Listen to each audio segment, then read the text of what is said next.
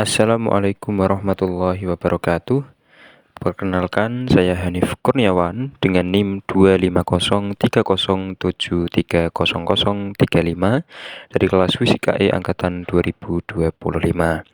Pada kesempatan kali ini, saya akan membahas topik yang sangat relevan dengan kehidupan sehari-hari, yaitu sampling and sample survey yang diambil dari buku Statistical Methods edisi kedua. Sebelum lanjut, di sini siapa yang di antara kita yang pernah membaca berita tentang hasil survei atau polling?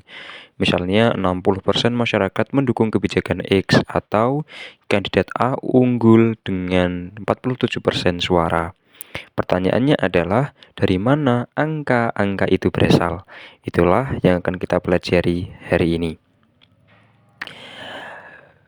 Di sini terdapat peta materi di mana kita akan membahas 5 topik utama, yaitu yang pertama pengantar dan konsep dasar, kedua pertimbangan praktis dalam merancang survei, ketiga simple random sampling beserta rumus-rumusnya, keempat stratified sampling dan perbandingan efisiensinya, kemudian yang terakhir topik-topik lanjutan seperti cluster dan multi-stage sampling. Nah, kita coba mulai dengan contoh nyata. Hampir setiap hari, kita itu menjumpai laporan hasil jajak pendapat di media sosial. Entah itu polling pemilu, survei kepuasan masyarakat, atau riset yang besar. Biasanya, laporan tersebut menyebut angka persentase disertai margin of error yang kecil, namun jarang sekali dijelaskan bagaimana cara sampel tersebut dipilih. Nah, angka-angka tersebut sebenarnya bukan sesuatu yang ajaib. Ini adalah estimasi titik atau point estimate dari parameter populasi, persentase individu yang mendukung suatu itu. Misalnya, tidak lain adalah estimasi dari proporsi sesungguhnya dalam populasi.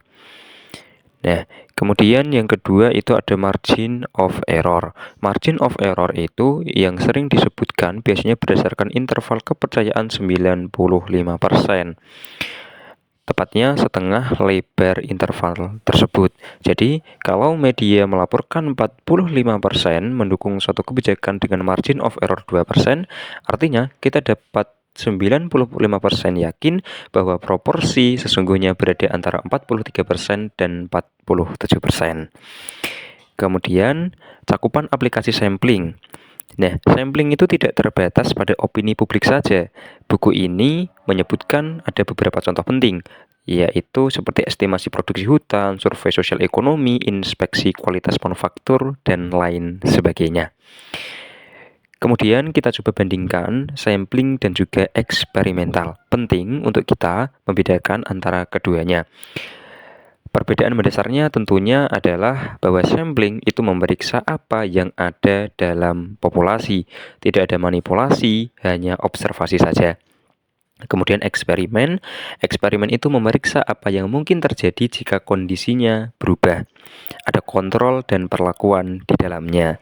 Meski berbeda, keduanya itu sama-sama mengandalkan prinsip randomisasi dan central limit theorem. Setelah kita memahami konteks dan pentingnya sampling, mari kita coba lihat ciri khas yang membedakan metodologi sampling. Nah, ciri khas metodologi sampling ada 3 ciri utama yang membedakan metodologi sampling dari pendekatan statistik lain yang kita pelajari sebelumnya. Yang pertama itu ada populasi terdefinisi dan terbatas atau finite. Nah, dalam sampling, populasinya adalah populasi nyata yang terbatas jumlahnya. Sebagai contoh, itu seluruh pemilih dalam suatu negara bagian. Berbeda dengan populasi tak hingga dalam eksperimen klasik. Yang kedua, ciri khasnya adalah tidak dapat dimanipulasi. Dalam sampling, kita tidak bisa mengubah atau mengontrol unit populasi. Kita itu hanya dapat mengambil sampel dari populasi yang sudah ada apa adanya. Ini merupakan batasan fundamental yang membedakannya dari eksperimen di mana peneliti itu bisa memberikan perlakuan berbeda pada unit-unit yang dipilih. Yang ketiga, tujuan utama atau estimasi parameter. Nah, berbeda dari analisis varians atau regresi yang banyak melibatkan pengujian hipotesis, sampling itu terutama bertujuan untuk mengestimasi parameter populasi, khususnya mean atau total dari suatu variabel.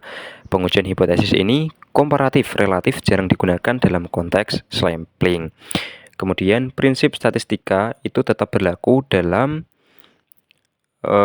metode sampling ini, yaitu seperti tadi randomisasi dalam pemilihan unit, central limit theorem, pengawasan ketat prosedur pengumpulan data, serta pemeriksaan kualitas data. Dengan memahami ciri khasnya, sekarang mari kita bahas aspek praktis yang harus diperhatikan sebelum memulai survei.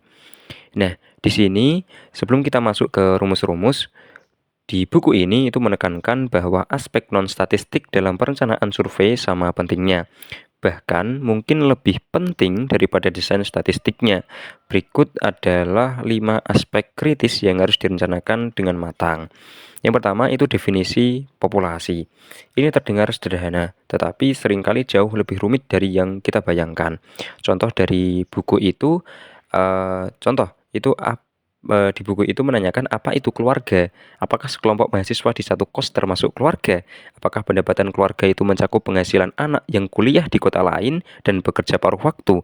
Atau dalam konteks pertanian, apakah kebun sayur 5 hektar termasuk usaha tani? Nah, definisi yang tidak jelas itu akan menghasilkan data yang tidak konsisten dan tidak dapat dibandingkan. Kemudian yang kedua itu ada frame atau kerangka sampling. Itu merupakan daftar unit populasi tempat sampel diambil, tidak selalu tersedia secara lengkap. Nah, yang ketiga ada metode pengumpulan data. Ada beberapa pilihan metode seperti wawancara langsung oleh interviewer, ini paling akurat namun sangat mahal. Yang kedua ada survei via pos atau telepon. Ini lebih murah tetapi rentan terhadap non-response. Yang keempat ada konstruksi kuesioner. Kuesioner yang buruk itu bisa merusak survei yang secara statistik sudah dirancang dengan sangat baik. Prinsip-prinsip kuesioner yang baik itu mencakup seperti pertanyaan jelas, tidak loaded, perlu pretest, pemilihan interviewer yang terlatih. Kemudian yang kelima ada analisis data. Tentunya perencanaan analisis itu harus dilakukan sebelum data dikumpulkan, bukan setelahnya. Ini mencakup seperti sistem pengkodian jawaban, prosedur editing untuk menjamin kualitas data, dan rencana analisis statistik yang akan digunakan. Dengan persiapan praktis yang matang, kini kita bisa membahas desain sampel yang pertama dan paling mendasar, yaitu simple random sampling. Nah, di dalam buku definisinya di dalam 14.14.1 itu RS atau simple random sampling adalah sampel acak sederhana sebanyak n unit yang didefinisikan sedemikian sehingga setiap sampel berukuran n kecil memiliki kemungkinan yang sama untuk terpilih. Setiap unit memiliki probabilitas n kecil per n besar untuk dipilih. Nah, ada 2 konsep penting yaitu sampling fraction dan juga faktor ekspansi. 2 konsep kunci yang perlu dipahami itu adalah sampling fraction. Nah, ini sampling fraction itu merupakan proporsi unit populasi yang diambil sebagai sampel. Semakin besar nilainya, tentunya semakin representatif sampel tersebut. Kemudian yang kedua, ada n besar per n kecil. Kebalikan dari sampling fraction digunakan untuk memproyeksikan hasil sampel ke populasi. Misalnya, jika n kecil per n besar sama dengan 0,1, maka tiap unit sampel mewakili 10 unit populasi. Kemudian di sini ada prosedur seleksi. Nah, prosedur idealnya sederhana. Kita bisa beri nomor 1 sampai n besar untuk semua unit populasi, lalu pilih nomor n kecil secara acak tanpa pengulangan menggunakan tabel bilangan acak atau komputer.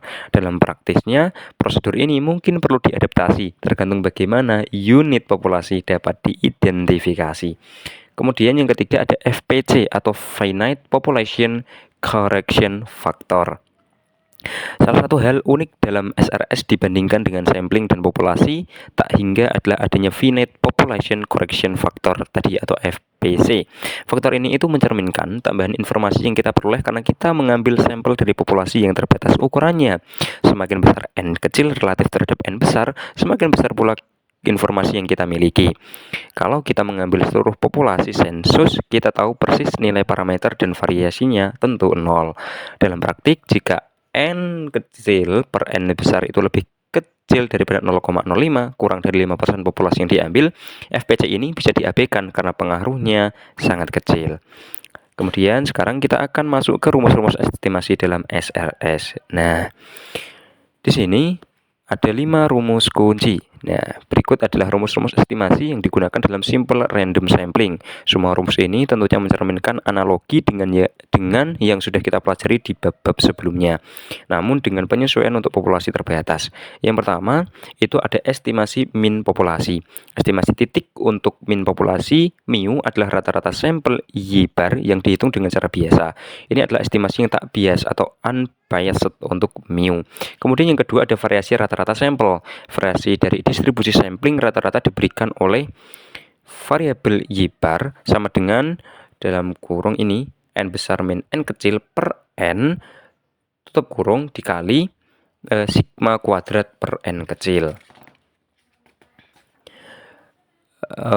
Kita perhatikan faktor ini N per N dalam kurung per N itulah FPC. Nah, ini merupakan FPC. Faktor ini itu mereduksi varian dari nilai yang akan kita dapatkan kalau populasinya itu tak hingga. Secara intuitif, semakin banyak kita meliput populasi, semakin pasti estimasi kita.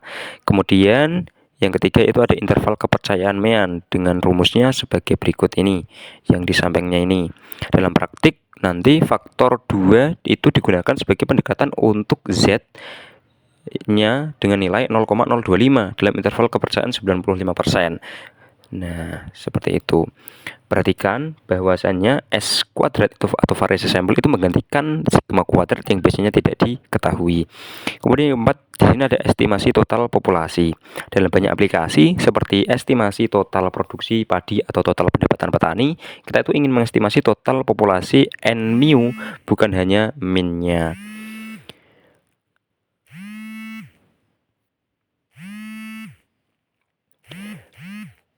Bukan hanya min-nya dengan varian N per N.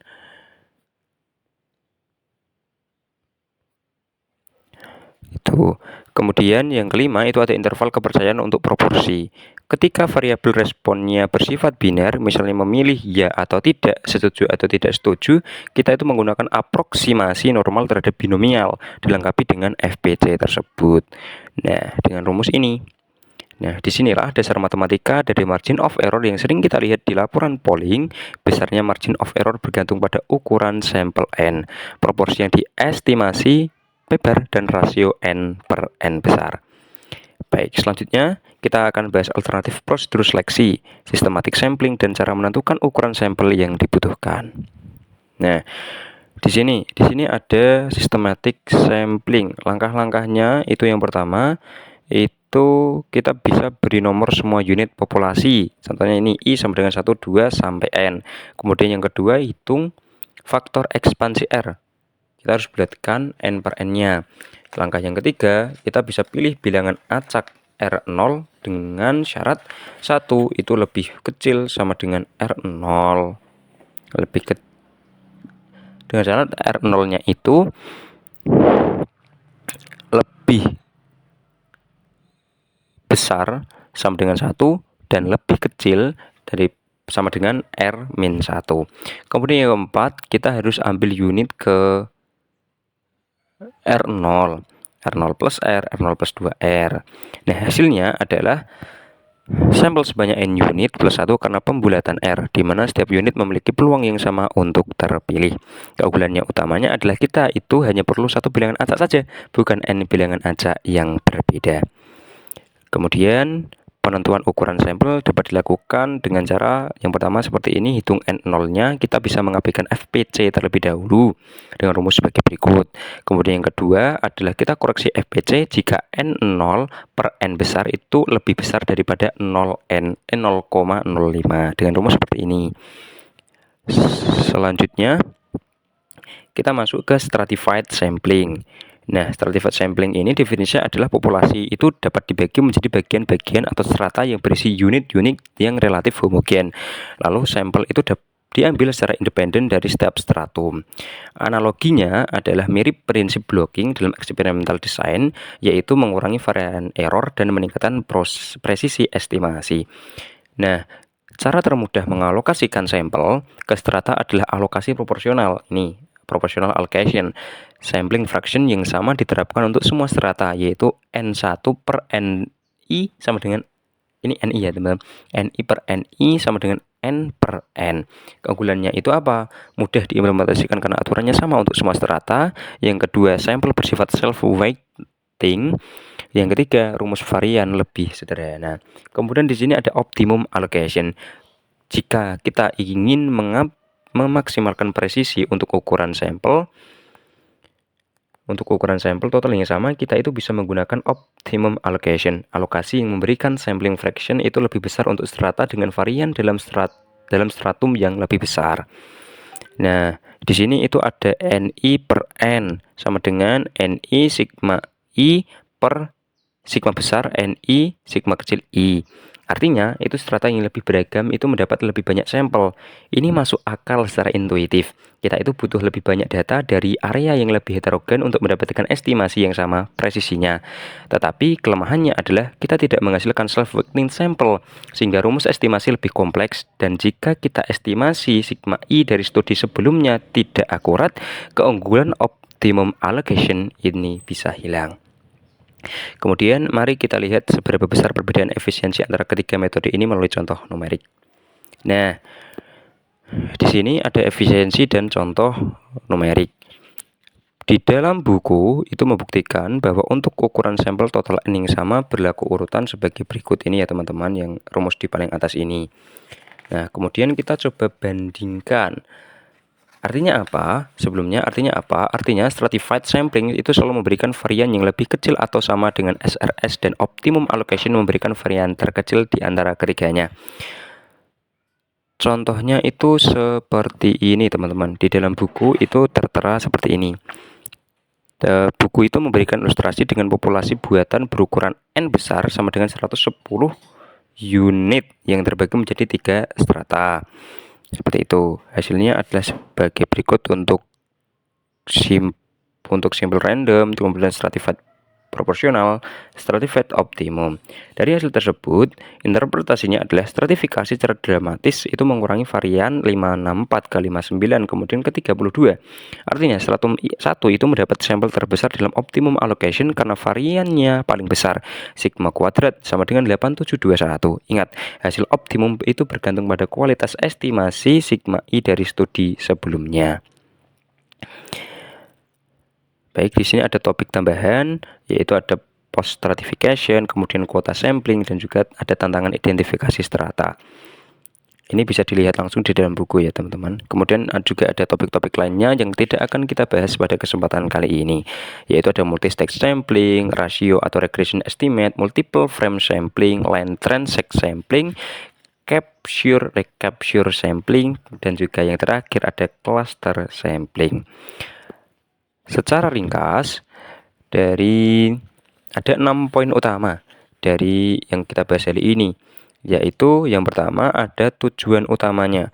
Nah, tujuan utamanya sampling itu bertujuan untuk mengestimasi parameter populasi mean total proporsi, bukan pengujian hipotesis komparatif. Yang kedua ada randomisasi, yang ketiga ada SRS dan FPC, yang keempat ada stratified sama dengan lebih efisien caranya, kemudian yang kelima ada ukuran sampel, yang terakhir ada aspek non statistik.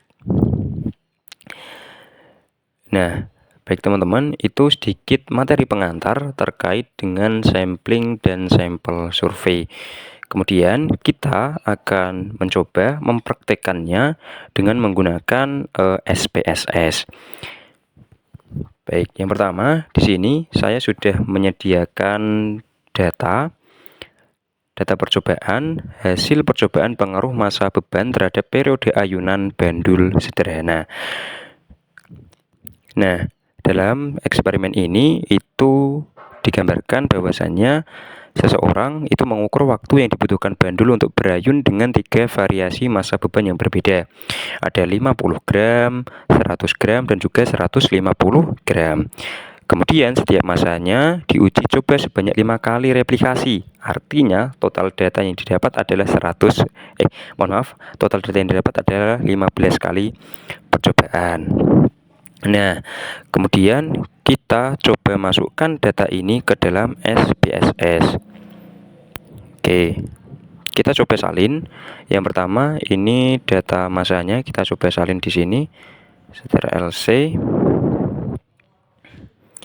Kemudian kita masuk ke SPSS di bagian data variable view dulu. Kita coba variable view. Kemudian kolom nomor 1 ini kita isi dengan massa, teman-teman. Massa. Enter. Nah, di sini di dalam kolom value kita klik tombol 3. Kemudian kita isi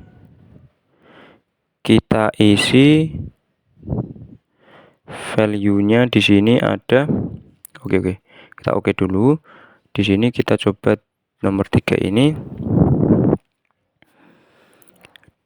dengan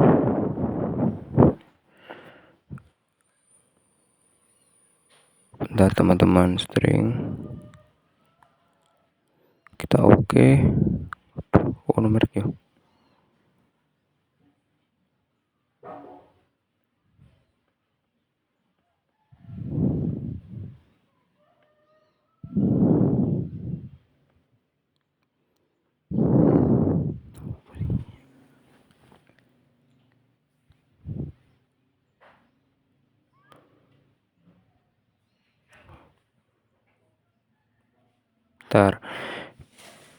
Kini kita coba yang kedua, kita isikan di sini ada periode. Nah, periode, enter. Nah, di bagian numerik ini bentar kita coba di sini. Masa tadi kita Ctrl+V ke sini. Kemudian yang periode kita juga coba masukkan dari ini ke sini, gitu ya. Dari Excel menuju SPSS-nya seperti ini. Nah, salah, teman-teman. Belum. Ini belum kesalin. Ulang. Aduh, salah. Aduh. Ntar kita ulang. Ctrl+C. Nah, Ctrl+C dulu. Baru kita ganti ini dengan Ctrl+V. Nah, udah ganti. Oh, maaf, teman-teman. Di sini kita coba klik di kolom value. Nah, di sini kita value masukkan ke 50. Kemudian labelnya adalah 50 gram. 50 gram. Kemudian kita add. Nah, yang kedua itu 100. Labelnya adalah 100 gram. Kemudian kita add. Yang ketiga tadi berapa? 150. Labelnya adalah 150 gram. Kemudian kita add. Nah, di sini kita klik OK. Nah, sudah. Kemudian di sini setelah variable view sudah, kita juga sudah memasukkan datanya tadi. Kemudian kita analisis dengan one way ANOVA. Gimana cara analisisnya? Pertama kita klik menu analyze di atas ini, kemudian klik menu compare mains, kemudian cari one way ANOVA. Nah, ini. Oke, one way ANOVA udah. Kita masukkan variabel periode massa itu ke faktor. Masa ke faktor, kemudian periode ke dependent list. Nah, kemudian kita klik tombol option dulu, baru kita centang yang deskriptif, lalu kemudian kita klik continue. Nah, kemudian klik OK. Oke, teman-teman semuanya. Oke. Nah, di sini kita sudah mendapatkan hasilnya. Tabel pertama di sini ada tabel deskriptif. Nah, tabel ini itu menampilkan rata-rata atau mean periode untuk masing-masing masa beban. Di sini kita dapat melihat bahwa rata-rata periode untuk beban 50 gram, 100 gram, dan juga 150 gram itu semuanya berada pada kisaran angka yang sangat mirip. Nah, di sini 19660, 19980, dan juga 19980. Artinya, secara visual perbedaan massa itu tidak terlihat mempengaruhi ayunan. Kemudian, yang kedua di sini ada tabel ANOVA. Nah, tabel ini kita gunakan untuk menarik kesimpulan ilmiah apakah perbedaan kecil di atas signifikan atau hanya error atau kebetulan semata. Nah, bagaimana cara membacanya? Kita cari ini kolom sig. Nah, kolom sig ini adalah nilai p-value-nya. Aturannya adalah jika nilai sig-nya itu lebih kecil lebih besar daripada 0,05, artinya tidak ada perbedaan signifikan. Artinya massa beban itu tidak mempengaruhi periode ayunan sesuai hukum fisika. Tetapi jika nilai sig-nya itu lebih kecil daripada 0,05, berarti ada perbedaan yang signifikan. Artinya massa beban mempengaruhi periode ayunan. Kesimpulan akhirnya, nah di sini itu nilai sig-nya kan 0,90-an. Artinya jauh di atas 0,05. Artinya kesimpulannya adalah eksperimen kita sukses terbukti secara statistik, yaitu massa beban tidak memiliki pengaruh yang signifikan terhadap periode ayunan pendul sederhana. Seperti itu. Terima kasih. Mungkin sekian yang dapat saya presentasikan pada kesempatan hari ini. Mohon maaf atas segala kekurangan dan juga kesalahan. Wassalamualaikum warahmatullahi wabarakatuh. Sampai jumpa di pertemuan selanjutnya.